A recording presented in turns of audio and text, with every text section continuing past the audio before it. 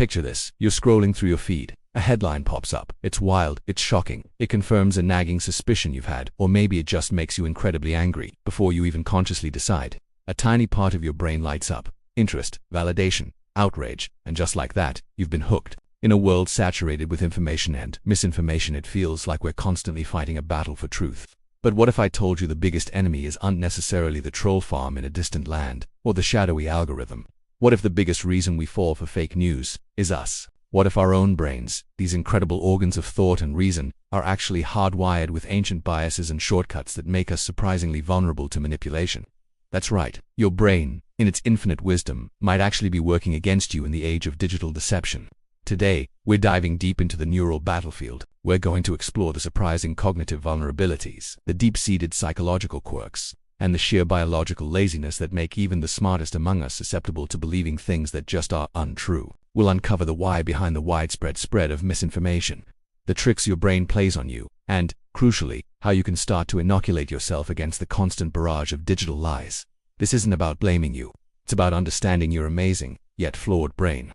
And trust me, what we find inside might just surprise you. Let's start with the big one.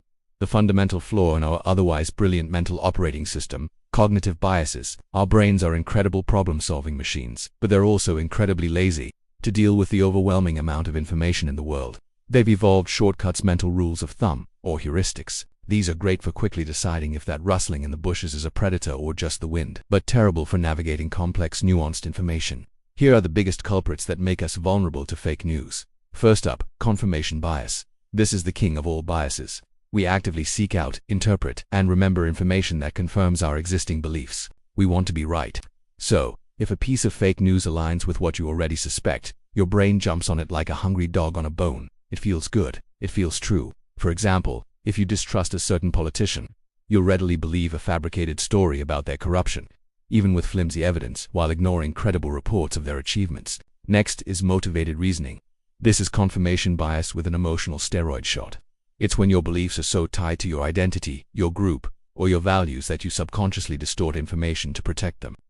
You don't just prefer information that confirms your beliefs. You actively fight against information that challenges them. For instance, when scientists publish data that challenges a deeply held political belief, they're often dismissed as biased or part of the establishment, regardless of their credentials. Then we have the availability heuristic. We tend to believe information that comes to mind as if you've heard a piece of information, true or false, repeated over and over. It feels more familiar, and therefore, more credible. Repetition breeds belief. This is why propagandists repeat lies incessantly.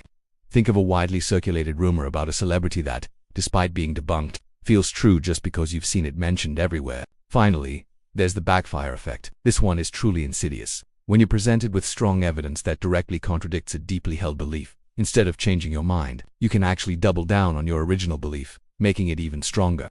It's a defense mechanism, a way to protect your mental model of the world. Show a vaccine skeptic irrefutable scientific evidence, and they might become even more convinced of a conspiracy.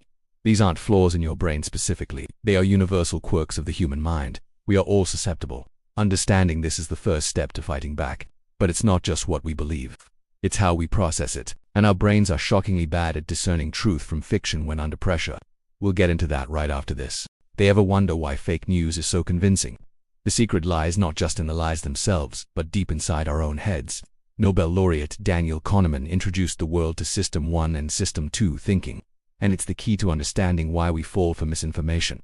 System 1 is your fast brain. It's intuitive, automatic, and emotional. It's what you use for snap judgments, like dodging a ball, spotting a cute cat, or deciding if something looks delicious.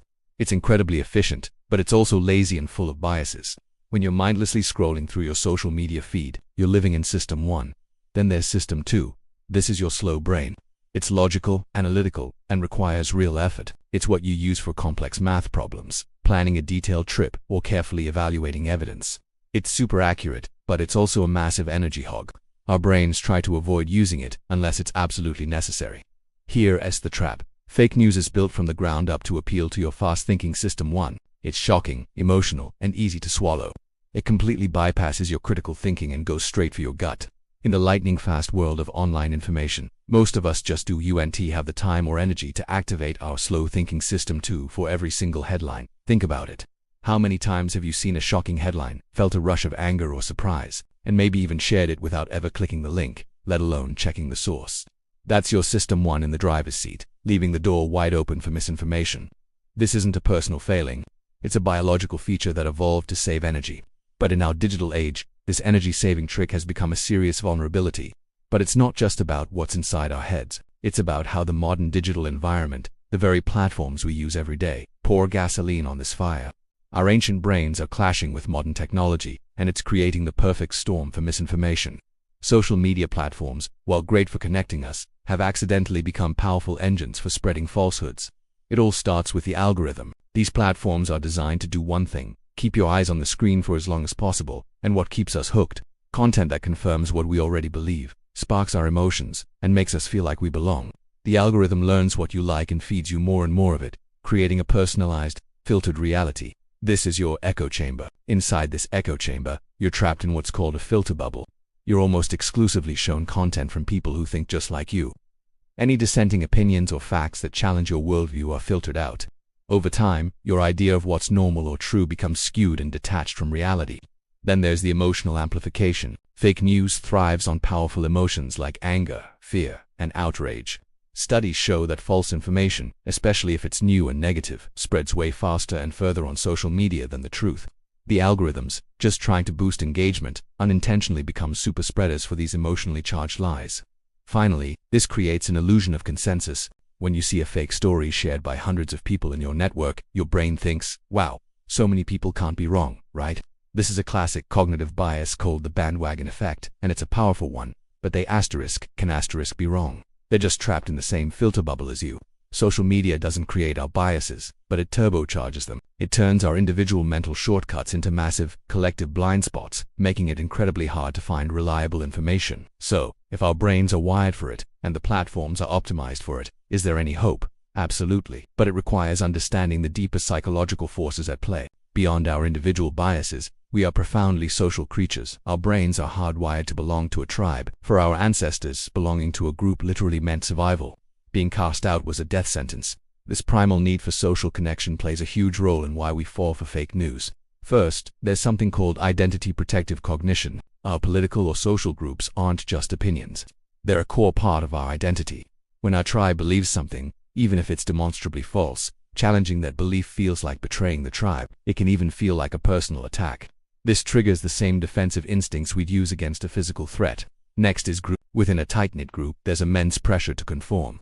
If everyone in your social circle is sharing a piece of misinformation, it becomes incredibly difficult to speak out against it, or even to privately question it. The fear of being ostracized, of being seen as disloyal, is a powerful silencer of critical thought. Sharing outrage-inducing fake news can also be a way to signal your loyalty to the group. It's like a social media flare gun that says, I'm one of you, I hate the same enemies. This feels good. It releases dopamine and reinforces the behavior, which is why emotionally manipulative news spreads like wildfire. And this isn't about intelligence. Highly intelligent people are just as vulnerable to this, if not more so. Their intelligence can make them even better at rationalizing and defending their group's false beliefs. The fundamental need to belong can completely override our individual capacity for rational thought, turning our social networks into breeding grounds for shared delusions. So, we've identified the enemy within, our own brains. But how do we fight back when our own mental defenses are compromised? Fake news isn't just random falsehoods. It's often skillfully crafted deception. It's designed to persuade the human brain, and it does this incredibly well. Think about it. Our brains are hardwired for stories. From ancient campfires to modern streaming services, narratives engage us emotionally and make information memorable. Fake news often comes wrapped in a compelling story, complete with heroes, villains, and a clear moral, even if it's a completely distorted one. Plain, dry facts, however true they may be, often struggle to compete with a good emotionally resonant lie. Propagandists know that strong emotions bypass logic. They use inflammatory language, emotionally charged images, and appeals to our deepest fears, our anger, or our sense of belonging to a group. The goal isn't to inform you, it's to provoke a reaction, to make you feel rather than think, and to make it all seem legitimate. Fake news often mimics credible sources. It might use official-looking logos, quote obscure experts with impressive-sounding titles, or cite studies from sketchy journals. Our brain's authority bias makes us more likely to believe something if it appears to come from a credible source, even if that credibility is completely fabricated. Even if a piece of misinformation isn't fully believed, its mere existence can plant a seed of doubt, eroding our trust in legitimate institutions and in the very idea of objective truth. This is a deliberate tactic. It's sometimes called the fire hose of falsehoods, where so much conflicting information is released that people just give up trying to figure out what is true and retreat into cynicism. The fight against fake news isn't just about fact-checking. It's about understanding and countering the sophisticated psychological warfare being waged on our minds. This sounds bleak, I know. But here's the crucial part. Understanding these vulnerabilities is your ultimate superpower. Once you know the tricks, you can start to resist them. So, if our brains have these built-in flaws and the platforms we use are biased, are we doomed? Absolutely not. We can build a stronger mental immune system. It takes effort, but it's entirely possible. Here are strategies, backed by cognitive science, to inoculate yourself. First, practice what's called pre-bunking or psychological inoculation. This is like a vaccine for your mind. Instead of just debunking a lie after it spreads, you learn about the techniques of manipulation beforehand. You learn to spot confirmation bias, strawman arguments, and emotional appeals. So when you encounter fake news, you're more likely to recognize the manipulation and resist it. It's like teaching someone how a magic trick works. It makes them immune to the illusion. Next, and this is huge, you need to activate your system to brain. That just means slow down and verify. Before you react, before you share, just pause. Ask yourself, what emotion am I feeling right now? Anger, fear, outrage. Those are major red flags. Does this post confirm something I already wanted to believe? That's a confirmation bias alert. Where did this come from?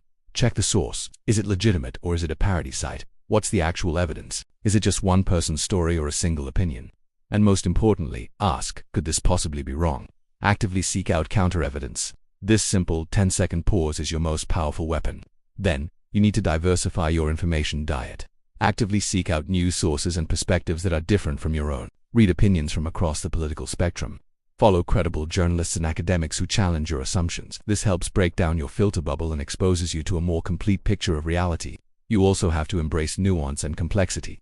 The world is rarely black and white, good versus evil. Fake news thrives on oversimplification. Resist the urge for simple answers to complex problems and acknowledge that ambiguity exists. Perhaps the most powerful mental defense is intellectual humility. Accept that you might be wrong. Be open to changing your mind when you're presented with new, credible evidence. This is incredibly hard, but it's the hallmark of a truly critical thinker. And finally, fact-check the familiar. Just because you've heard something a million times, or it just feels true, doesn't make it so. Actively challenge the things you take for granted. Use reputable fact-checking sites like Snopes, PolitiFact, or the work of independent journalistic investigations. This isn't just about protecting yourself. It's about protecting the collective fabric of truth, which is essential for a functioning society. We started by exploring the unsettling truth. Our own brains are often the weak link in the fight against fake news. From our ancient biases to our modern algorithmic echo chambers, the odds can feel stacked against us. But the real power lies in understanding. Once you recognize the cognitive shortcuts, the emotional triggers, and the tribal instincts that make you vulnerable, you gain control. Here are the key insights to take away.